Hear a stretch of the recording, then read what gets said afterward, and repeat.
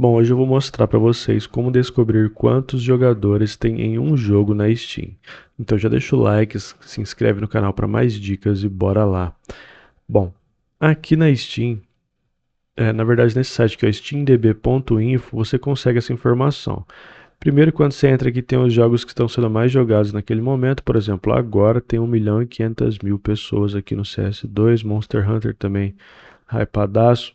Porém, às vezes você quer saber de um jogo específico que não está aparecendo aqui. Por exemplo, eu quero saber quantas pessoas estão jogando, é, vamos dizer, No Man's Sky. Vamos lá, a gente vem aqui em cima, ó, e escreve No Man's, já apareceu aqui, ó.